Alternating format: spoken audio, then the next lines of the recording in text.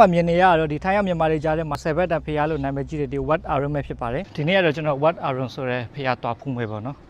ကျွန်တော်ဘတ်စကားတစ်ဆင်ပြီးတော့လှေတစ်ဆင်သွားပါမယ်ဆိုတော့ကျွန်တော်နဲ့အတူတူလိုက်ခဲ့ကြပါကားမတိုင်တော့ရောက်ပြီပေါ့နော်ကားဆောင်ဖို့ပဲကြံတော့တယ်ကားဘယ်နှမိနစ်စောင့်အောင်ပဲတော့မသိဘူးပေါ့နော်ပတ်တယ်ဟဲ့ပူရတော့ပူတယ်ဗျာတော်တော်ရွတ်ပူတယ်ကျွန်တော်ပြင်နေသွားလို့ရှိရင်ခြေတော့နည်းနည်းတောက်မှရမှာဖြစ်လားမဟုတ်ရင်တော့ဒီချွေးထွက်တာနဲ့ဟိုဒီမှာတော်တော်အဆင်မပြေဘူးโอเคခုဆိုတော့ပတ်စကားပေါ်ဆင်းလိုက်ပါနော်လေစိတ်ကိုလမ်းလျှောက်နေတာပါတိတ်နေနဲ့တော်တော်မိုက်တယ်ဗျတိတ်နေခုလုံးမတွေ့ရတာကြာပြီပေါ့နော်တော်တော်မိုက်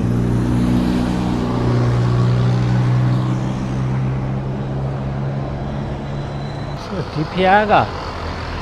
ဘာဖျားလဲတော့မသိဘူးပေါ့နော်ကျွန်တော်ဝန်ဖူးကြည့်တာကောင်းမှတင်တယ်โอเคရှားပြီဆိုတော့ဝင်တာဟုတ်ကျွန်တော်လဲဒီဖျားရက်တရားရက်နဲ့ကင်းကွာနေတာတော်တော်လေးကြာပြီပေါ့နော်4နှစ်ကျော်5နှစ်နေပါဆိုတော့ဂျားထဲမှာနေပေါ်ကိုတစ်ခါသွားလေတော့ကတော့ဒီဖျားတွေဖူးခွင့်ရတယ်အဲ့ဒီတစ်ချိန်ပဲပေါ့နော်ဒီ4နှစ်ကျော်5နှစ်လုံးကျွန်တော်ဖျားရက်တရားရက်နဲ့ကင်းကွာခဲ့တာခုဆိုတော့အခုလိုဒီထိုင်းအောင်လဲရောက်တယ်ပြီးတော့ဒီ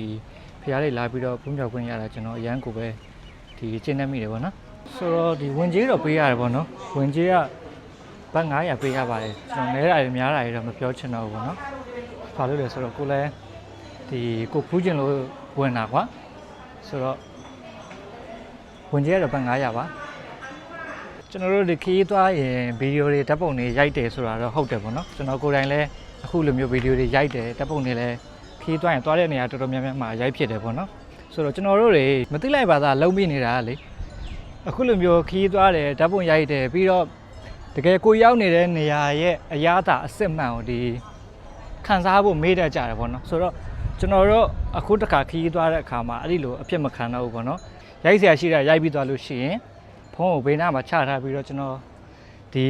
ကိုရောက်နေတဲ့နေရာရဲ့ reality ကိုတကယ်ခံစားမယ်ပေါ့နော်အခုတကခီးထွက်တာအဲ့တော့ကျွန်တော်အခုဝင်ရောက်ဖူးမြော်နေတဲ့ဖျားတော့ဒီဘန်ကောက်ကဒီမြဆင်းအောင်ဖျားပဲဖြစ်ပါတယ်ထိုင်းအောင်မြန်မာတွေကြားထဲမှာတော့ဒီတပတ်တန်ဖျားလို့လည်းနာမည်ကြီးတယ်ပေါ့နော်ဘာလို့လဲဆိုတော့ဒီထိုင်းကအကျွေစစ်တပတ်တန်နဲ့မှာဒီဖျားရဲ့ပုံတော်ပါနေလို့ပဲဖြစ်ပါတယ်ဒီဖျားရဲ့ထူးခြားချက်ကတော့ဒီထိုင်းပြည်ကိုယ်တိုင်ကတစ်နှစ်မှာ3ချိန်ပေါ့နော်ຫນွေမိုးဆောင်3ရာသီ3ခုမှာဒီရွှေတင်ကန်းလာပြီးတော့လဲပေးတယ်လို့သိရတယ်ပေါ့နော်ဒါကတော့ဒီကျွန်တော်အဓိကသွားဖူးတဲ့ဖျားပါဖျားဝင်းထဲမှာတော့ဒီရိုက်လို့မရဘူးပေါ့နော်တိမ်တော်ထဲမှာတော့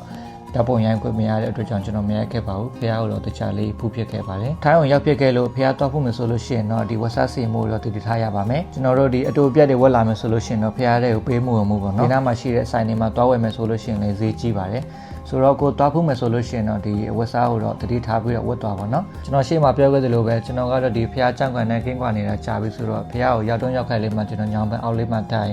ဖះဘွားကြားတဲ့ဒီဆယ်လက်တန်လေးကိုနားထောင်နေကျွန်တော်တကယ်အေးချမ်းမှုအစစ်မှန်ကိုရှာတွေ့ခဲ့ပါတယ်ကျွန်တော်တို့ရှေ့ကိုဆက်သွားမယ်ဆိုလို့ရှိရင်တော့ဒီ Grand Palace ကိုတွေ့ရမှာပါနော်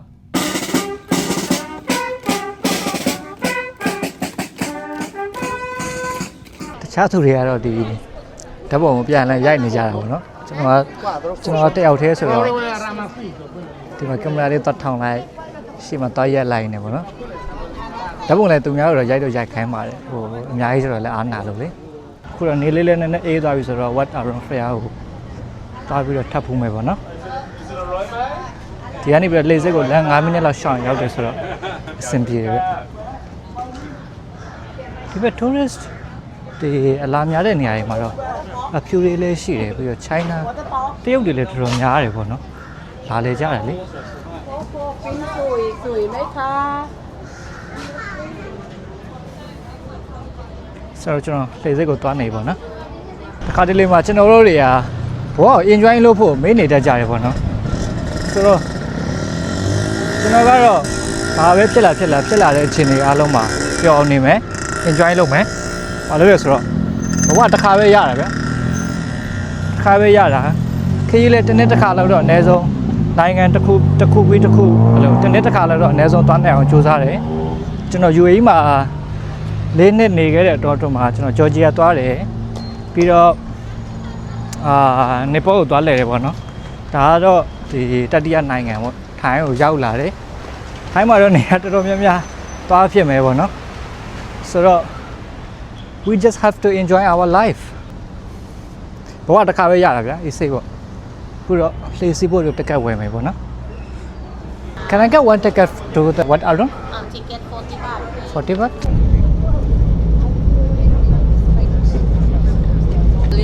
မိုက်ရဗျလေလေးဖြစ်ဖြစ်နေပေါ်တိတ်နေကိုကြည့်ပါရမိုက်ကဲ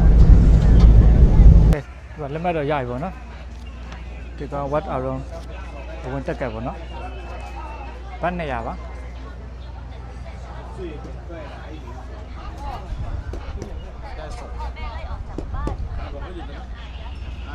Stop. သူတို့ဘာလို့လဲမသိဘူးဒီတက်ကက်မှာဒီတုံးမထုပေးပဲနဲ့လက်မှာထုပေးတယ်ပေါ့နော်ဒီကောင်ဘတ်200ဆိုလို့ရှိရင်ဒီရေဘူးတဘူးတော့သူတို့ပြန်ပေးလိုက်တယ်ပေါ့နော် what Arun ဆိုတာဘယ်လိုလဲဆိုတာပြဒီမှာကြည့်နောက်ပါပေါ့နော်ဒါကတော့ what Arun ဖျားပါမြန်မာလို့ဆိုတော့ဒီအာယုံဦးဖျားလို့ခေါ်ကြတယ်ပေါ့နော်ဒီထိုင်းရောက်မြန်မာတွေကြားထဲမှာတော့10ဘတ်တန်ဖျားတို့2ဘတ်တန်ဖျားတို့ခေါ်ကြတယ် what Arun ဖျားမှာဖျားကဘာလို့နာမည်ကြီးလဲဆိုလို့ရှိရင်တော့ထိုင်းရိုးရဝတ်စုံတွေငှားပြီးတော့ဓာတ်ပုံရိုက်ကြတာဒီမှာအရန်ရေပန်းစားတယ်ကစားတယ်ပေါ့နော်အဲ့ဒါကြောင့်ဒီမြန်မာတော်တော်များများလဲဒီမှာအထူးသဖြင့်လူငယ်လေးတွေပေါ့နော်လာကြတယ်လာပြီးတော့ဒီမှာဒီသူတို့ရဲ့ထိုင်းရိုးရဝတ်စုံတွေငှားပြီးတော့ဓာတ်ပုံရိုက်ကြတယ်ပေါ့နော်ဝတ်စုံငှားမယ်ဆိုလို့ရှိရင်တော့ဘတ်150 200လောက်200လောက်လို့ရှိမယ်တင်တယ်ဆိုတော့တည့်တဲ့အတိုင်းပဲကျွန်တော်ကတော့တယောက်တည်းလာတာဆိုတော့ဓာတ်ပုံရိုက်ပေးမဲ့သူလည်းကောင်းကောင်းမရှိတော့ကျွန်တော်တော့ဝတ်စုံငှားပြီးတော့မရိုက်တော့ဘူးเนาะphotographer ငှားမယ်ဆိုလို့ရှိရင်လည်းဘတ်နဲ့ဆိုလို့ရှိရင်ဘတ်1500 2000လောက်ပေးရမယ်တင်တယ်အဲ့ဒါကြောင့်ထိုင်းရိုးရဝတ်စုံနဲ့ဒီမှာရိုက်ကြတယ်ပေါ့เนาะဓာတ်ပုံရိုက်ကြတယ်ဒီမှာပုံမှန်တော့ကျွန်တော်လည်းတငယ်ချင်းမှညာနဲ့သွားတာဆိုတော့ try ကြည့်မယ်ပေါ့เนาะခုကတယောက်တည်းဆိုတော့ဘေးကလူတွေခေါ်ပြီးတော့ရိုက်ခိုင်းမယ်ဆိုရင်လည်းအားနာတယ်ဗျာ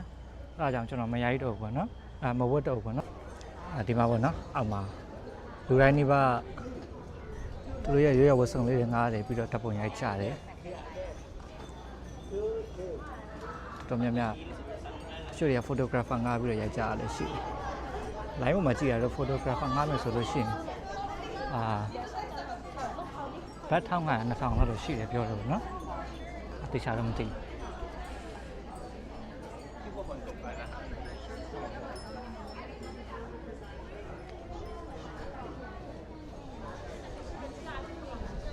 ဒီပြားမှာလည်းလူတော်တော်များတယ်ပေါ့နော်လူစီတော်တော်လေးစီပါတယ်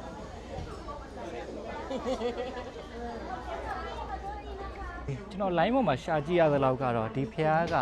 ဒီတရုတ်ကနေပြီးတော့သမောနဲ့တဲလာတဲ့ကြွေပြားတွေကိုဒီကြွေပြားအပိုင်းအစတွေအကွဲတွေကိုဒီမှာဖျားမှာကတ်ထားတယ်လို့ပြောတယ်ပေါ့နော်ကျွန်တော်ခဏနေလို့ရှိရင်အနိကရိုက်ပြမယ်ဒီမှာပေါ့နော်ကျွန်တော်စောနာပြောတဲ့အတိုင်းပဲဒီသူကတရုတ်ပြည်ကနေပြီးတော့သမောနဲ့တဲလာတဲ့ကြွေပကံပေါ့နော်ကြွေပကံအပိုင်းအစတွေနဲ့ဒီဖျားနေရာမှာကတ်ထားတာပေါ့နော်